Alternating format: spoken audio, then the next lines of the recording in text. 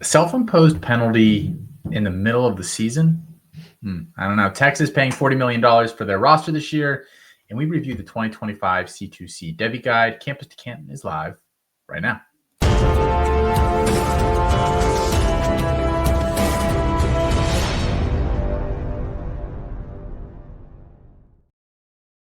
Welcome into Campus to Canton Live. Chris Moxley, Matthew Bruening here with me, Austin Nace, covering this week in college football. Before we kick off, guys, make sure that you are subscribing to the channel if you're here with us. We're pre-recorded this week. So if you're watching this on the YouTube page, sorry, guys, we're not going to be able to answer all your questions as we go through. Yeah. Scheduling conflicts. Man, that's all right. We'll be back next week. We'll make sure we're live then. So subscribe to the channel, drop a like, and then it'll let you know if when we go live next week. So you can hop in here and ask all those questions that you guys are itching because it is draft season. And make sure you head over to campustocanton.com, guys. Check everything out over there. Help us grow all of these lovely college fantasy formats. And while you're there, why don't you order the Devy Guide? Devy Guide released on May 1st, thanks to some heavy lifting last minute from Matthew Bruening, from Colin Decker, and from others, Corey Pereira. So go check that out, guys. $20 to purchase that.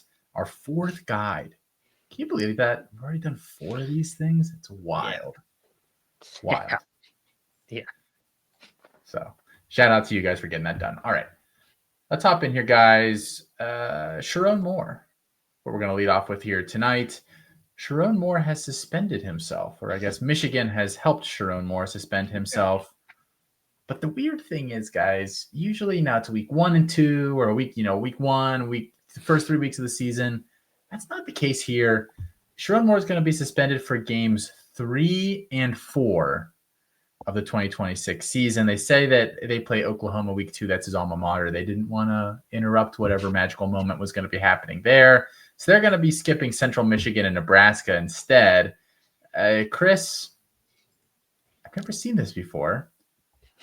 I didn't know it was allowed. Huh.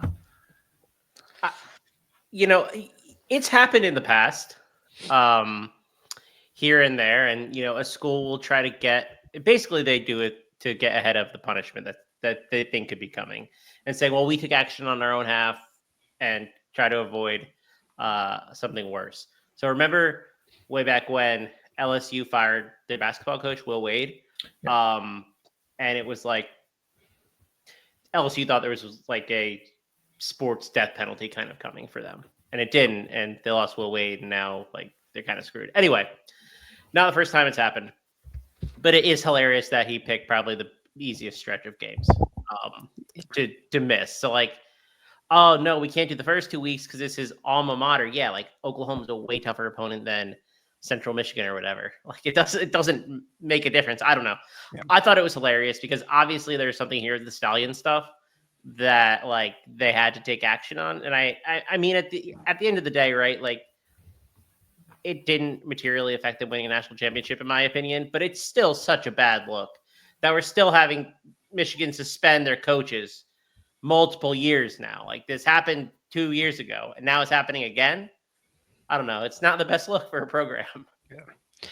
Yeah, I mean, there's the reports that there's a lot more in there, I guess, that kind of shines a bad light on Sherrone Moore, where I think before it was just like, oh, there was a couple text messages exchanged between the two. Now there's that other stuff. I'm surprised he didn't go, weeks 1, 3, and 10, New Mexico, Central Michigan, and like Purdue, just to add a little extra on there.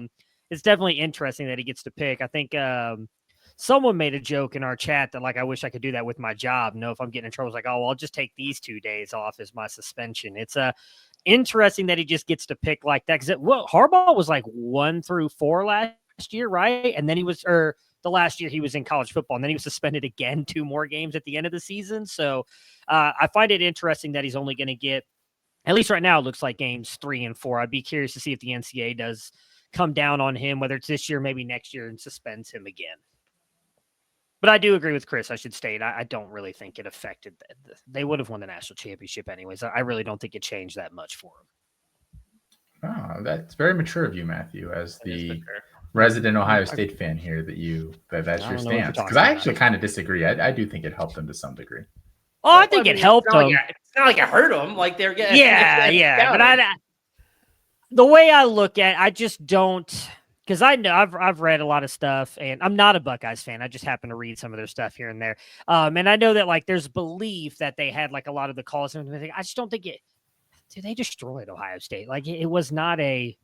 It was not a what's it called, like a one play. That was that the Kyle McCord game, or that was the year before, right? When Donovan Edwards ran all over him, or was that the Kyle McCord year? Where Kyle McCord threw an interception right at the end of the game.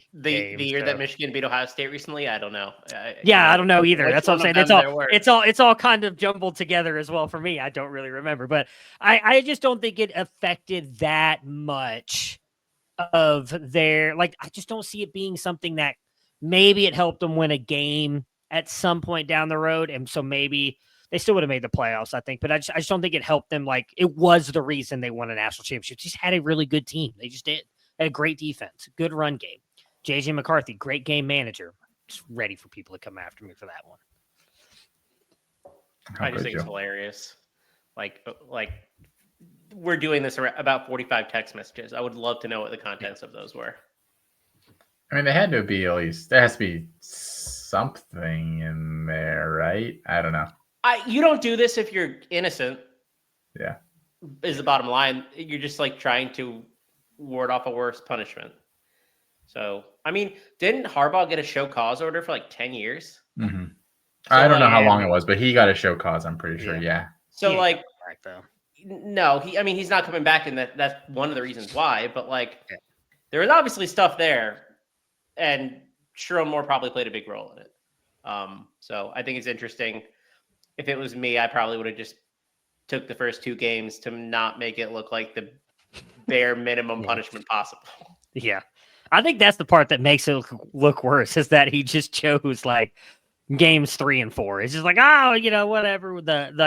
I think realistically, if you wanted to have the NCAA kind of side with you on that, you're punishing yourself really hard, is you would add the Oklahoma game in there, them knowing that, hey, this is my alma mater. Look, I'm sacrificing myself as a storyline here. Be like, I'm going to be suspended because of this. And he's just like, nah, I need more praise. I need more praise, please. I'll take weeks 3 and 4 off. Think any chance they lose either of those games? Central Michigan, Nebraska? I was going to bring that up. Not Central Michigan. Didn't they almost lose to Nebraska last year? And I get that they have Bryce Underwood probably starting at quarterback, but he's much better than.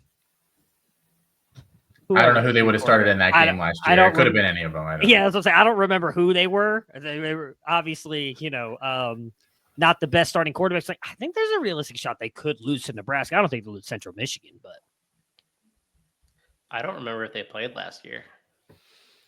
It may not have been last year. Maybe it was 2 years ago they almost lost. No, because it was Dylan Raiola. I'm almost positive was playing quarterback, and they almost lost to Nebraska. I mean, they almost lost a lot of games last year. So yeah. And I'm not sure that's believe it or not, they also lost a lot of games. Yeah, they did. Not only did they almost lose a lot of games, they did lose a lot of games last year. They did not play Nebraska last year. I didn't play them. I didn't think so. And they whooped them. Yeah. So I'm not sure what game 2 years ago. Well, who am I thinking of? No, maybe I'm thinking of the Washington game. That was the game that they lost, wasn't it? That's probably what I'm thinking of. That's probably what I'm thinking of. W and N, they look very similar. So they do. Look, all I care about is the last game of the season, and they've won that 4 years in a row now. So outside of that, I really don't care what Michigan does on their schedule.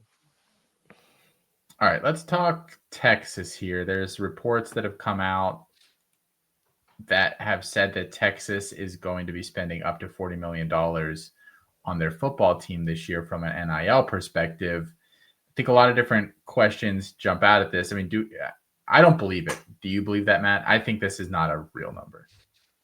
Where is that money being spent? Arch Manning. It's my understanding that a lot of Arch's money is third-party stuff. Like, didn't he get a deal with EA last year because they added him into the game at the last minute? And how much of that is for a lot of these schools, though? Because there was all those reports. I mean, I remember watching especially all the playoff stuff, obviously, with Ohio State's run last year, and Desmond Howard talking about that, Ohio State had this much money, and then they would rebuff back, like, we didn't actually spend that much money on new players or this. It was some of that was returning players. It wasn't even that amount. I don't know. Chris, I don't even know if you know where the number came from. I would find it hard to believe they're spending $40 million as well. Because, I mean, outside of Arch, like who are they really spending it on? They didn't bring in like massive names in the portal. I mean, God, why is his name jumping out of my head? Mosley's not going to cost you that much from the portal, right? Like obviously some of that offensive line that was really good, but like I can't think did Wingo come in there and ask for more money or anything like that? Some of the defensive players, sure. I don't know where you get 40 million at either. I think that's a bit high. I mean, that was reported by the Houston Chronicle late last week. So, I don't know. That number seems kind of ridiculous to me. But Texas spent more than Ohio State did last year, and that was just not talked about. So I don't know what the number is really. I do think it's pretty high. It's probably the highest. I would guess it's the highest anybody's ever spent on a roster. But like we also haven't been doing that this long, and this is kind of the crescendo, assuming that the House settlement goes through. That like I think this is the peak. Like I don't think you're going to get here again. I think you're going to see it go back down. Arch doesn't take any money from Texas's NIL collective. It's all from third parties. So he doesn't count towards that. But I mean, if the reports are true about how much some of the players were costing in the portal this cycle, like backup quarterbacks were like $600K. You don't think Emmett Mosley's like $1 million player? To me, I'm like, yeah, he very well might be, especially if he's going to Texas, right? Because like I bet other schools threw the bag at him. So there are players all over that roster that are like probably that 800 to 1.2 range, and that kind of adds up. So I would guess it's not quite 35, 40 million, but it is pretty high. Yeah, it was reported by Kirk Bowles, who's not a good reporter. So for whatever. Kirk Bowles, tough name. Are they spending all that money, and are they going to win the SEC this year, or are they the favorite, do you think, as of today?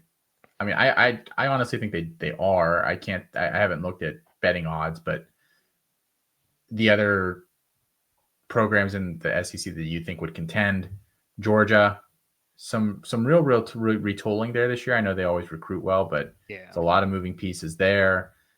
Alabama, we've got 1 year with the new coaching staff there. What does that look like? Do they have the quarterback play to hang around, et cetera, et cetera? I mean, I think that Texas kind of has to be, right? Yeah, new quarterback, and they are replacing their wide receiver group, but it kind of feels like they are just going to kind of reload this thing, right? Yeah, they're plus 220 to like plus 270, depending where you look to in the SEC. That's the lowest odds, shortest odds of anybody. Georgia second. So yeah, I mean, Texas lost a lot of talent in the draft, but I don't know that they aren't replacing it with like pretty high quality players as well. I tend to think that they're the SEC favorite, mostly because I am pretty skeptical of what we're going to see out of Gunnar Stockton at Georgia. Like, I think I have a lot more faith in Arch Manning. So that's where I land. And I mean, if you're spending that much money on your roster, like, you want some form of ROI, right? Like, you need to be in the Final Four at least. Like, that's the expectation. I think your goal should be like national championship or bust if you're spending $35 million on your football roster, but maybe that's just me. And Texas is certainly not losing money on their football program. Let's put it that way. I'm sure it's more than break even. I don't know. No more Longhorn Network, right? That was the big moneymaker for them for a few years. Are they the national championship favorite? We'll up the ante, Matt. What do you think? I think so. They probably are. Ohio State lost a lot too. I mean, they're talking about, well, to hear all the reports out of camp, Julian saying is the next Peyton Manning, Tom Brady, Patrick Mahomes combined together. So maybe Ohio State is the favorite. I would think it's probably Texas. I mean, I would pick them as the favorites in the SEC. And just based on, like, I know what Chris said, they did lose a lot, but I don't think anybody views them losing Quinn and going to Arch as a downgrade. I think most, including people probably embedding, probably view that as a massive upgrade. So, like, when you look at the offense, what did you really lose? It's Matthew Golden and Gunnar Helm. That's really it, because Isaiah Bond was hurt a lot last year. I don't think that he really did much for them. They did lose a decent amount on defense, and was it Mox? Probably one offensive lineman. I can't remember off the top of my head, but they still have, Texas, 2, I think. Okay, so I mean, they still have Keldon Banks is a top 10 pick. Like, yeah. That's the only one I can big remember. ball. There's probably someone else that got drafted, but I know Banks for sure. But they still arguably probably have a top 10 offensive line. They're still going to have a really good defense with the players that they have there. So I would say they're probably the betting favorites to be the national champion. I don't know. Again, who else would you put in there? I mean, the top names that I can think of, again, Ohio State replacing quarterback, a lot on offense, a lot on defense. Oregon, but again, you're starting a quarterback who last we saw did not look good at UCLA. I mean, Georgia, Chris just mentioned Gunnar Stockton on top of them also replacing a couple key players on defense. I can't think of anybody out of the Big 12 you'd put in that conversation. So if you're just talking about those 4 teams, I'm taking Texas over all of them to probably at least be in the national championship. Ohio State's the favorite, like just straight numbers. I don't know that I agree, but like, are you really going to not put the returning national champion first when everybody else is also replacing their quarterback, though? I think that's kind of the... It's not just a quarterback. No, it's not. But I mean, to be honest, like they have the most valuable non-quarterback in the country. And so like that, I think carries a lot of weight. I don't know. I think Texas, I would have Texas ahead, but like, I don't think it's unreasonable. But there's so much turnover at the top, especially at quarterback, that like we saw enough from Arch to, I think, tell us that he's certainly an upgrade over Quinn, like for sure. Like I think he has a lot going for him.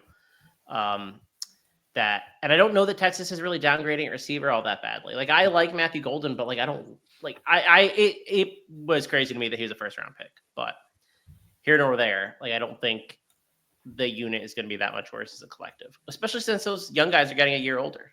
I think you're going to see like that room's probably going to see a significant amount of growth, like Clemson's room is, like Auburn's room is. Like I think it could maybe not on the same trajectory, but like it'll be comparable. I think they'd be my favorite today. I mean, Ohio State lost half the line, the whole running game. Their 2 biggest defensive playmakers up front, or their 3 biggest, really, if you count the Tyleek is nose tackle up there. Linebackers, defensive backs. I mean, Ohio State lost a lot. And granted, I mean, Will Howard did take him to a national championship. Julian Saint can't be that much worse. So maybe it's possible. But I think the overall sum of the parts that Ohio State lost is a lot. You're counting a lot on Jeremiah this year, I think, to carry a lot of that team. How many Ohio State players were drafted? A lot. Well, yeah, I don't know off the top of my head, to be honest with you. But because I know Texas had at least like 12 or 13. So like it's not like Texas isn't losing a bunch. I know Ohio State's losing a lot, and like I think they get a lot more notoriety because they fought really hard to keep everybody last year. Like I still think Texas is losing quite a bit. 14 players from Ohio State were drafted. Gotcha. And there were 12 or 13 from Texas. But yeah, but how many of those were because like of like what I guess the way I would put it is like what Ohio. I mean, well, that's the other thing.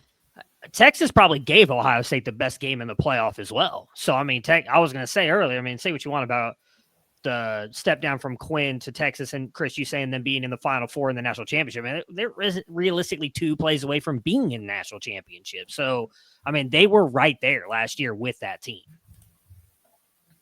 Fair. I don't know. I don't have a strong opinion on who should be favored. I think that they're more similar than different. Well, speaking of the house settlement, Chris, I have here on my notes, it just says Chris ? So this is coming to you. What's the status of the house settlement, Chris? So it has not been approved yet.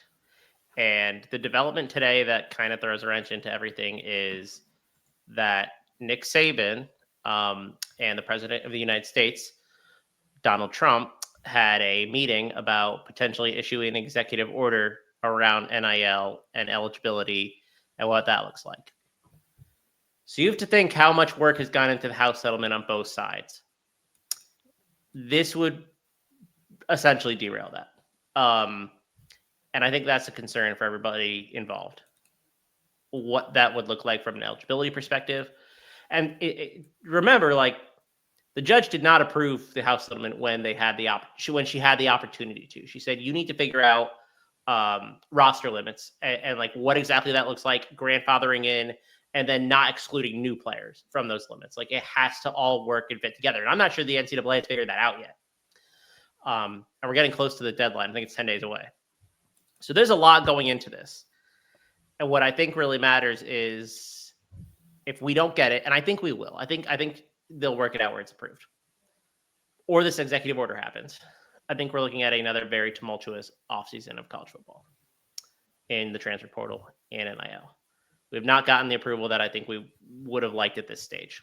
So I think there's concern there. And then the idea that an executive order could come down and we have no idea what that looks like is probably terrifying to power brokers, right? Because that executive order is then going to get litigated in Congress. So implementation is a little more difficult than like, I don't know. That's how government's supposed to work.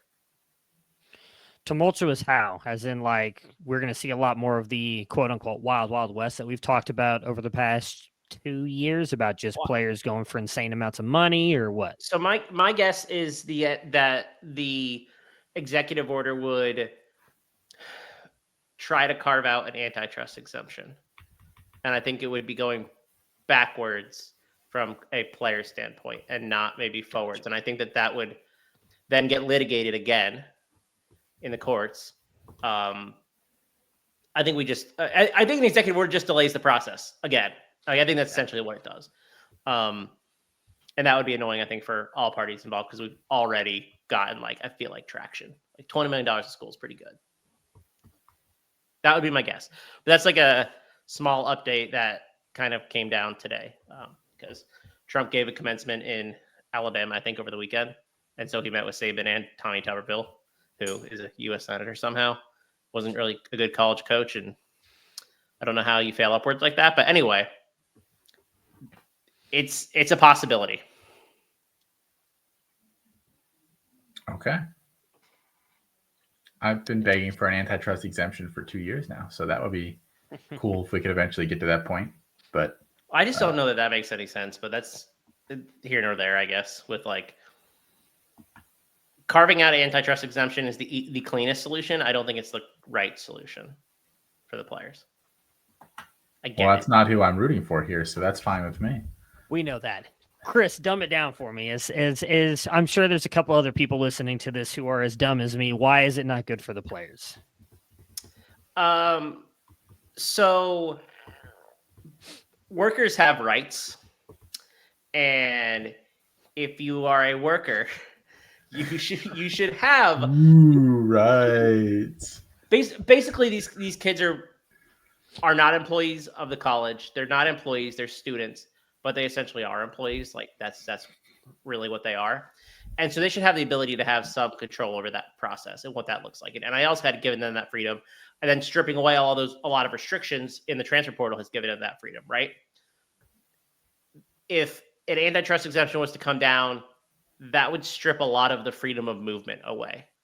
Like you could go to another school, you could do this now, right? But you can't do that if, depending on what it looks like, the exemption would come down and restricts movement and restricts the free market, right? So that's really the issue that you have. Like player would then be tied to the school for X amount of time without the ability to transfer on a punitive level. So the idea, the solution really that should happen is a collective bargaining agreement, which is how the NFL, like all sports, like major teams operate, but it just doesn't. So it's really one extreme or the other right now. Is that a fair assessment of a non-legal definition of freedom of movement, Austin? Sounded good to me. I don't dabble on that area of things, but it sounded good. Yeah. Basically, players should be able to move around if this is how it works, and an exemption would prevent them from doing that with complete ability. And there should be restrictions around it, by the way. That's not what I'm saying.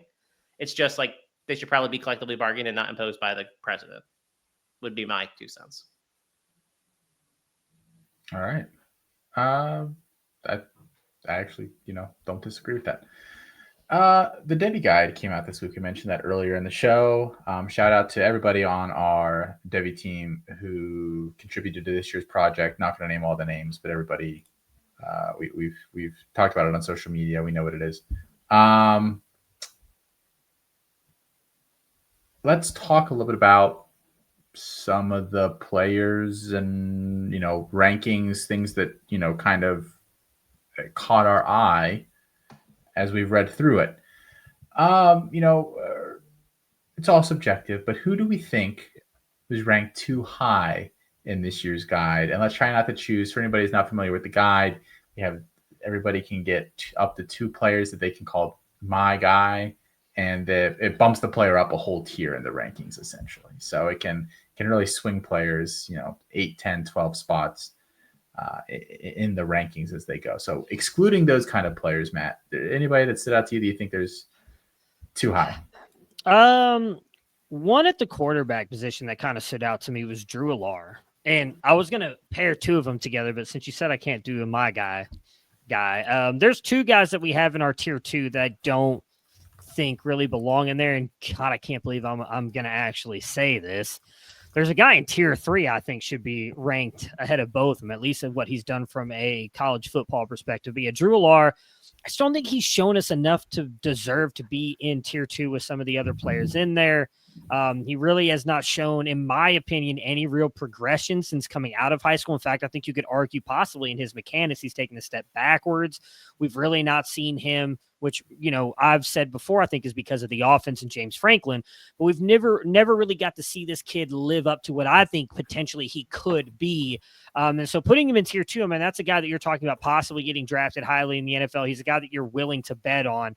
I don't want to name all the players in there. You got to go get the guide, but there's 2 players in there. They are ranked ahead of him, but I think both those guys have shown a lot more than he does. I just don't think that they deserve to be in the same tier. And the player I will say is Cade Klubnik.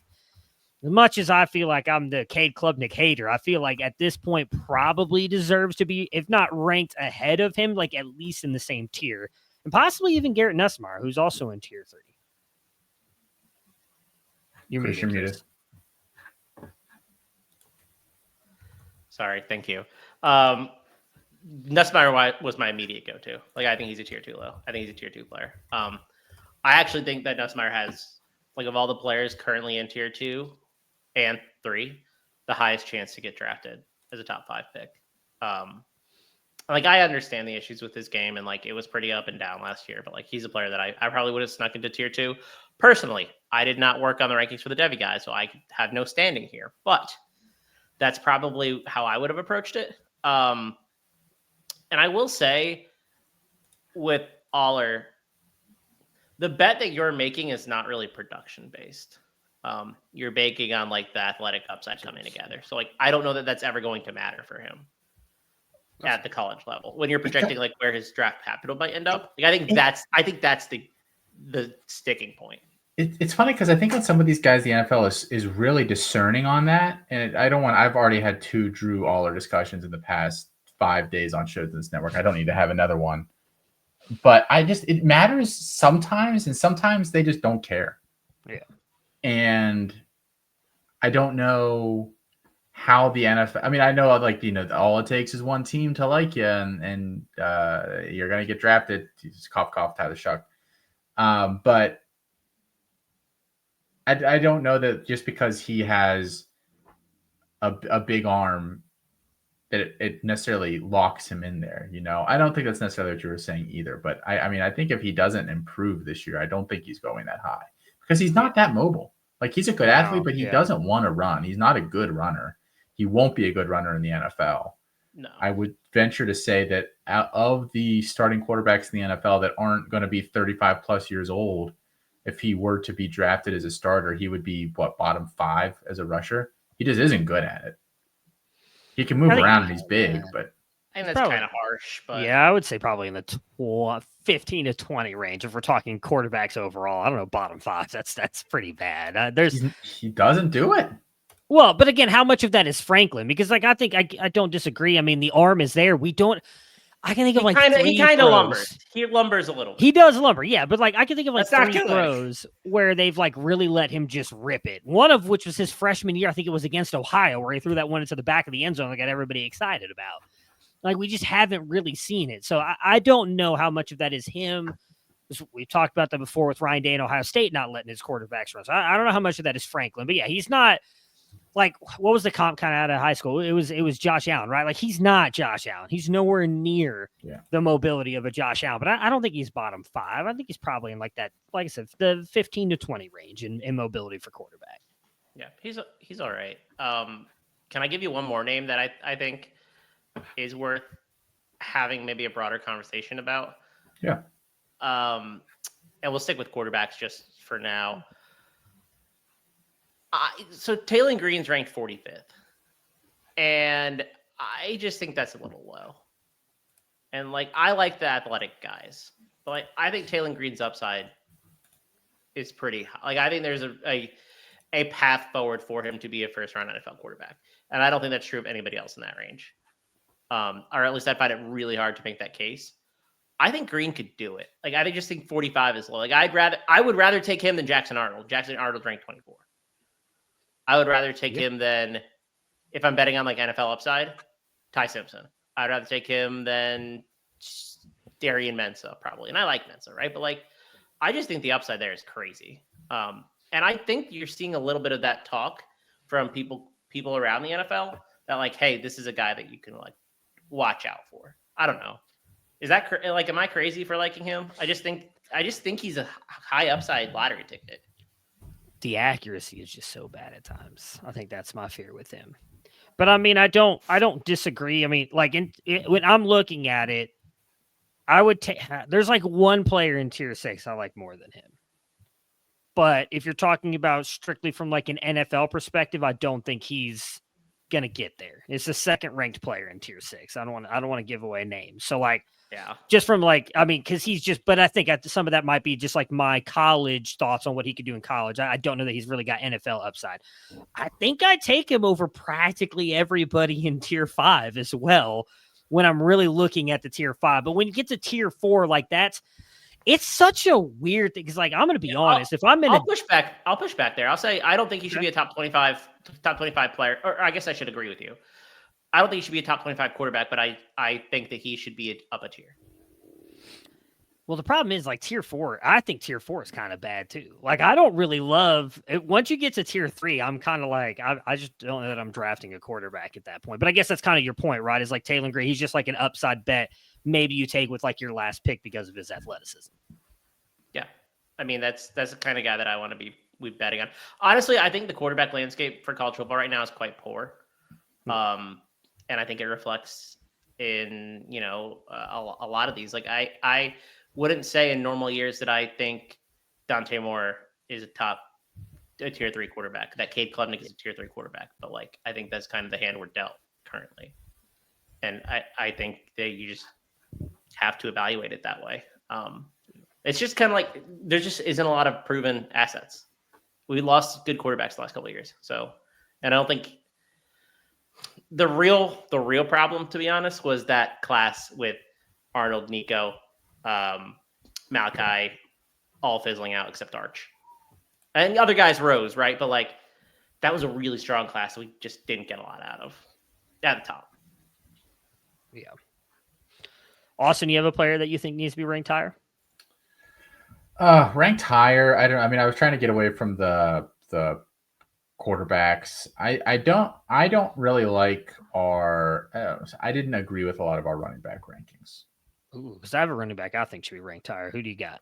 But my running back rankings, when I look at mine versus the rest of the team, are just totally different. So maybe I'm just so off base with my running backs as extremely possible. I will absolutely cede that. But, we've got like Trey Wisner at running back 21. And I think that kind of paints the picture on how bad running back is right now in terms of NFL guys. But there's so many players behind him. Jade Knott behind it in the full tier behind him. Quite frankly, like Katron Allen, I think will probably be a better pro than Trey Wisner will be. And I don't even like Katron Allen. I wouldn't have Wisner above him. Other guys in that tier kind of behind him, I'd rather just take the mystery box of a guy like Jordan Marshall at Michigan because I just don't think Wisner's good at all. But going down to tier 6, I think guys like Kawan Lacey, like some of these freshmen, Jace Clarizio, Alvin Henderson, I would take all those above him. And then I didn't catch this when we were doing it, or I probably would have tried to my guy him too. Braylon Russell down at RB45 hurts my soul. I don't love Braylon Russell, but I think that he's got a lot more potential than a lot of the backs ahead of him. I honestly would put him like in my tier 4 compared to some of the guys that are, and he's in tier 6. So, again, I said like maybe my running back rankings are just totally off base. I haven't watched a lot of running back this offseason, but I don't love some of the placement of those guys. But I mean, it's all speculative for the running back position right now. So I guess I kind of get it from that perspective.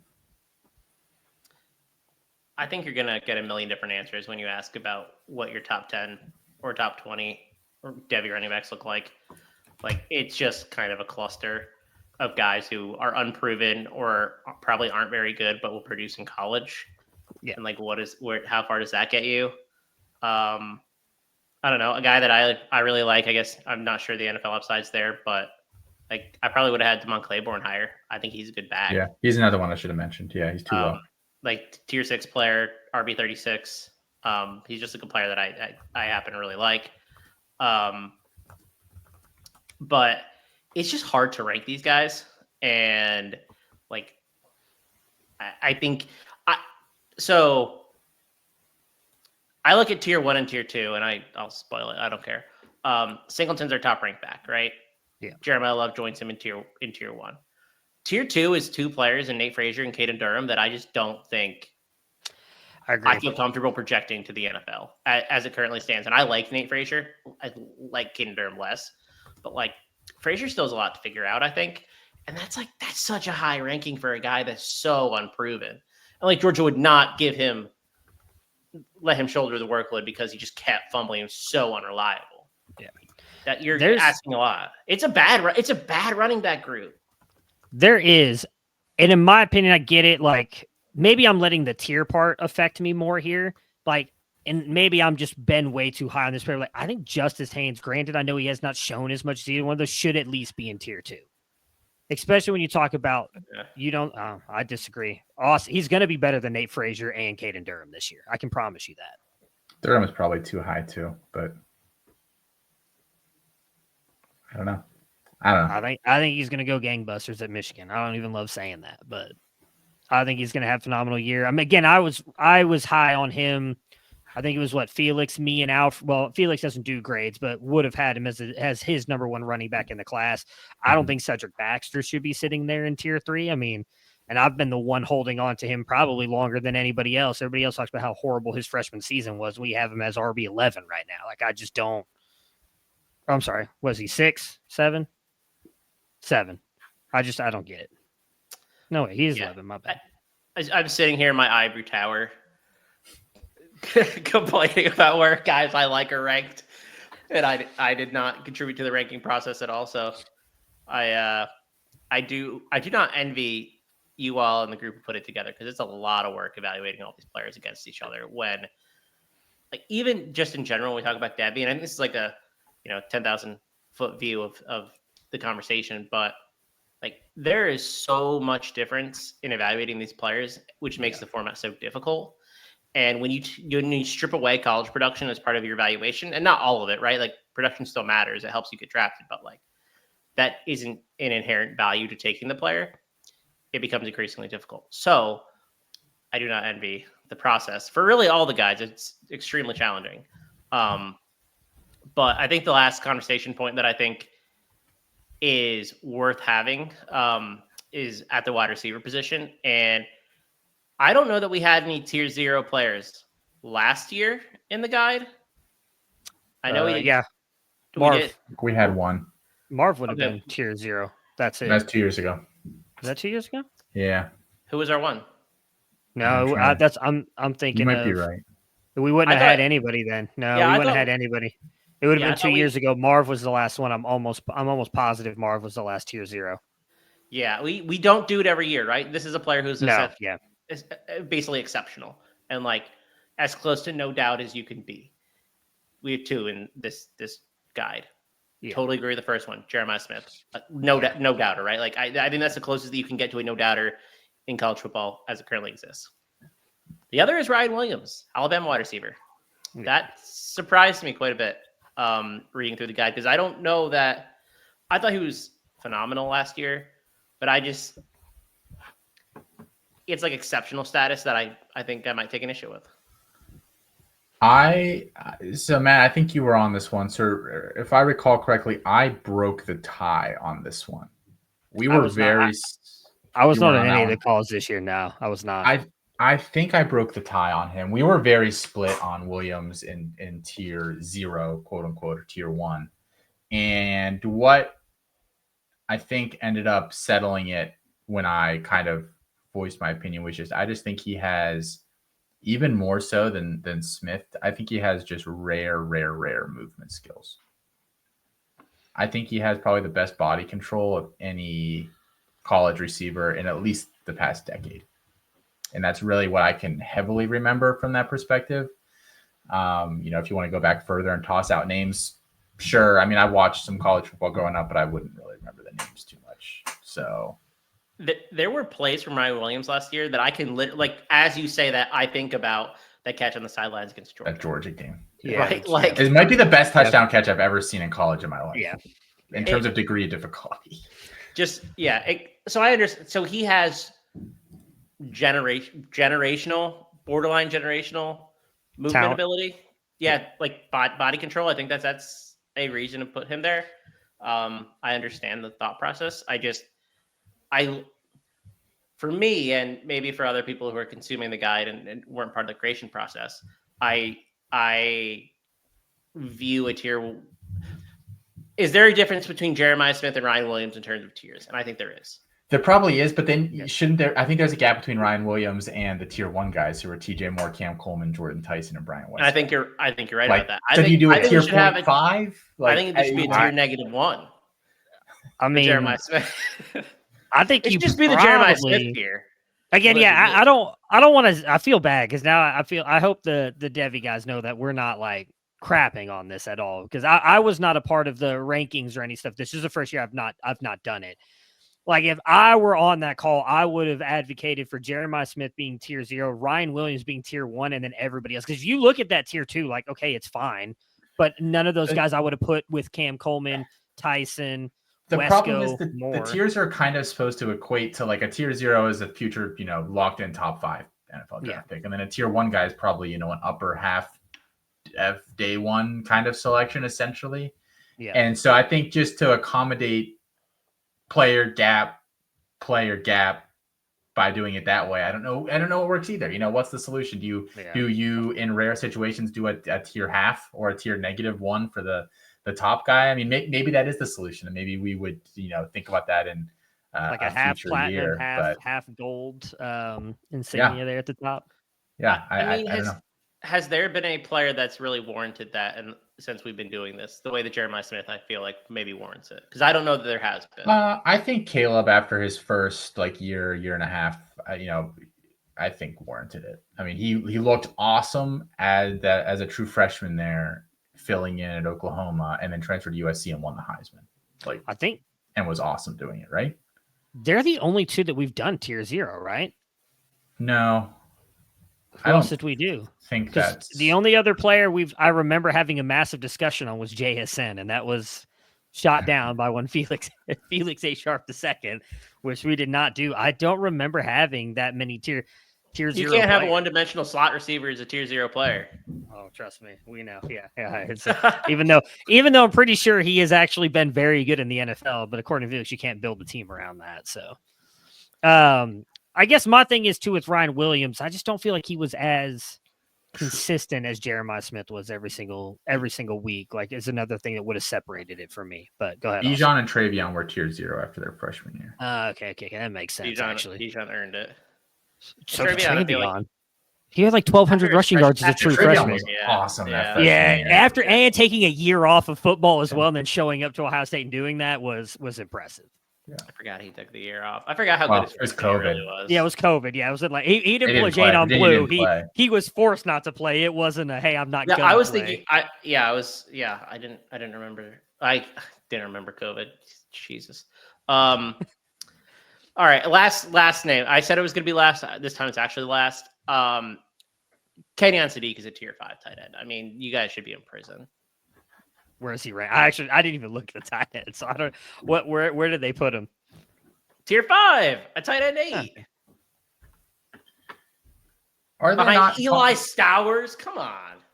Colin? So I because we're recording this Monday. Usually we do Wednesday. And Campus Life we record Sundays. So like I've already recorded Campus Life, even though it hasn't been released publicly yet.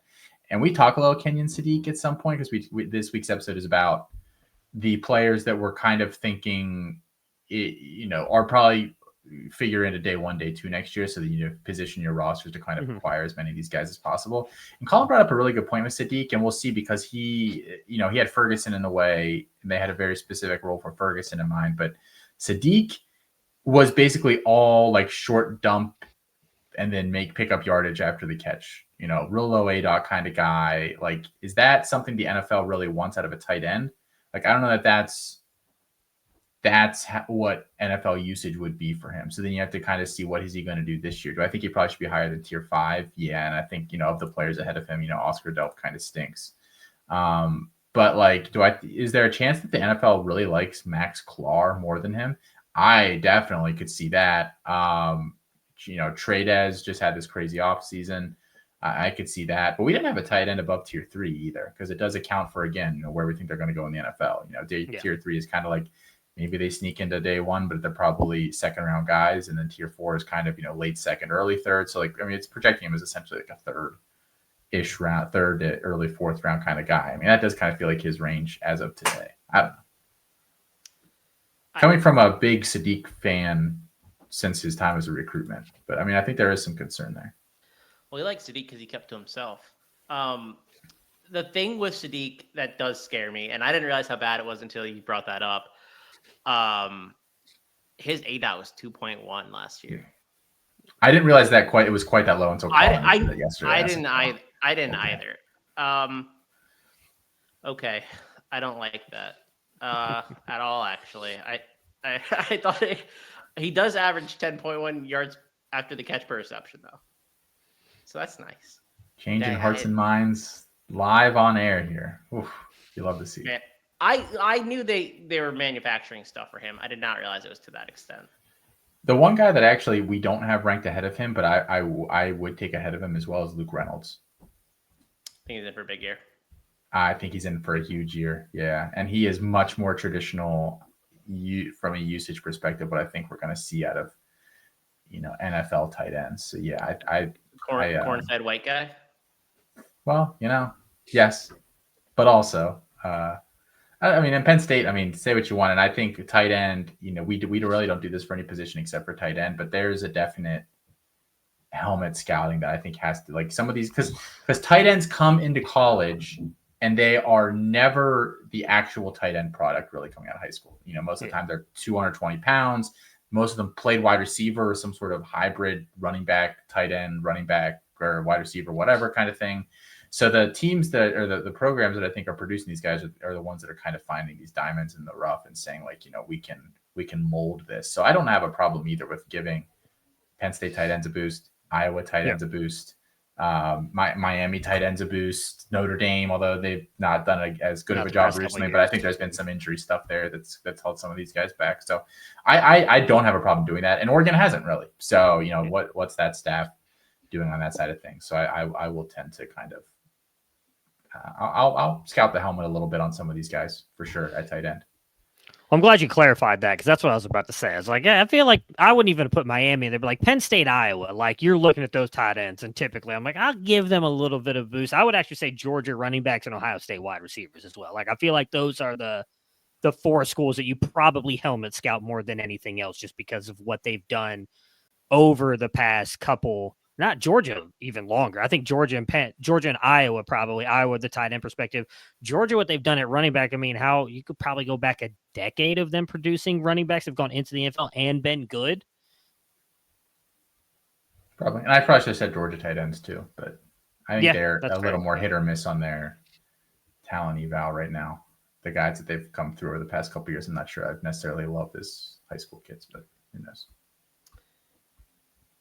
Tight end's hard to scout. Yeah. Period. At all levels. It's the reason we put like 8 of them in the freshman guide every year. We're not going to kill ourselves over ranking 30 tight ends. That's going to be meaningless. Nobody was above tier 3, like you said, but one of those guys in tier 3 was our top incoming freshman, Lincoln Cure. Yeah. So he'll get a lot of receiving work. Yeah, for sure. Very fun player. Very fun player. Matt keeps making me talk tight ends on the official too. It's been brutal the past. It's not couple that I weeks. want to. Trust me. I didn't even grade the last one. I was like, You haven't gone back and watched them yet. I still haven't gone and watched. I need to because you're actually excited about one for one. So I need to go in and watch. That's Matt's, my plan. Here's how it goes every week. Matt's like, I'm going to watch the stud running back and wide receiver. Yeah. You watch the tight end and this quarterback that we think is like barely has a 49 mile per hour throw speed, and then we'll discuss them on the show. I'm like, thank you, Matt. I appreciate Absolutely. That. You know, look, I'm just stepping in to be 5-star Felix over here. That's all. You know. I mean, there's a tight end coming up that y'all like, right? Mark Bowman. Yeah. He ruined tight ends for us. We watched him in the very first show. This guy's great. This is fun. So some Devy drafts allow you to select high school players. What tier would he be in? Ooh, 2. Bowman? Would you put him above everybody else? I didn't look to see who's in tier 3. So this is a no, because the tight ends stay junior, 4 right? years. You're so far. I'm not drafting a freaking high school tight end. I don't care. He is a junior, but even more so, he classified up. So he technically should have been a sophomore in high school. He's getting back to his correct year, though. Is he? I did not know that. So he is. Yeah. Oh, he got held back.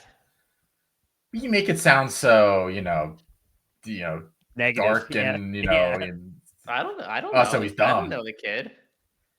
I don't know the kid. I'm trying to fill seems the like a great guy. Seems like he's a great guy. It seems like a great guy. Honestly, I would prefer my tight end be stupid, so I don't really care. That might be a plus for me. Yeah. Look at Gronk, how far Gronk has made it in life. My tight end that reads 70 books a year? No, I do not want that. I do not want that. Oh, his never mind, I'm not gonna say that. He's a very highly ranked tight end at Mater Dei. He is. Yes, he is. He would be potentially our top tight end in the Devy guide if he was eligible. I think I would. Yeah, I'd have Kira, but I'm not the biggest Trades Green fan, so I would too. I'd probably put him top of tier 4 or behind Kira in tier 3. I wouldn't put him above Kira and Green. That's wild. He's good. He's a lot of fun to watch. And the problem I think that's going to be interesting with his profile is that from a production standpoint, he probably isn't going to end up popping a ton because Mater Dei's wide receiver group last year was freaking ridiculous. Yeah. It's like all 4-star or higher guys. And what's his name didn't even play. Chris Henry Jr. Chris Henry, yeah. Yeah, didn't even play one game. Yeah, one game, yeah. And it still was like that Caden Dixon, whatever kid or whatever that just committed to Ohio State. They had a 4-star. He ended up at Washington, I think. A smaller guy. It was like 5 4-stars and then him at tight end. So it's kind of like, wow. Yeah. Probably not going to pop. But all right. Any final thoughts on the Devy guide? Anybody that you think is going to surprise this year? I can't think of anybody. Justice Haynes. I knew you were just going to go. Besides Kenyon Sadiq. Yeah. All right. Good talk there, guys. I was trying to pull up see if there's anybody that kind of. I mean, I know everyone's really big on Isaiah Horton, like generally speaking. I'm not sure. What? I necessarily agree with that. There's been a wave of Isaiah Horton support out there, Chris. I don't know. From his family, or like from allegedly unattached groups of human beings. I don't know. This isn't God. What was Ramadunze's dad's Twitter handle? Kratos. Kratos, yeah. Kratos. It is like Kratos, right? Did you guys? Oh, by the way, Chris, Matt and I talked about this. Or no, Chris and I talked about this. Matt, we didn't get your opinions on this. Nick Anderson, future first-round NFL wide receiver. No, I don't think so. You went first round in the Sports Illustrated way too early mock. Well, that's Sports Illustrated. We'll just leave it at that. Is there a big fall off? What's a bigger fall off, Rivals or Sports Illustrated? Well, Sports Illustrated because I don't think they're going to get bought out by anybody. Sports Illustrated. Well, they pivoted intentionally and they made a bet that didn't work. I don't know the Rivals pivoted. But Sports Illustrated pivoted away from their content the way that it was and just did a really bad job at it. I don't know that it was wrong decision, but it's a private equity thing, I'm pretty sure, with them, unfortunately. It probably is because you know what private equity does? Ruin everything we love. Yeah. All right. Before we get ourselves in too much trouble, I think that's going to do it for tonight's show. Apologies to Kirk Herbstreit. We ran out of time. We were talking Devy guide. Just went a little long. So we'll get him rescheduled for next week. Make sure you're checking out everything over at campus2canton.com. And again, drop a like, subscribe here if you're watching us on the YouTube channel, and leave us a 5-star review if you're listening wherever you listen to podcasts. We always appreciate getting some of those in. We'll have to do a giveaway coming up here. We haven't had a lot of good reviews coming in lately. You make us feel all warm and fuzzy inside. Me give away Devy guide. Give away Devy guide, give away memberships, give away swag. Jerseys. Who knows? Yeah. This To Be Honest shirt. Who doesn't want one of these? Who doesn't want one of these? I got a mug with it on it too. It's great. It's great. A Hybrid Dynasty mug. Oh, boy, some Hybrid Dynasty stuff. I like it. I like it. All right. We'll be back next week with another episode of C2C Live. Guys, good night and good luck.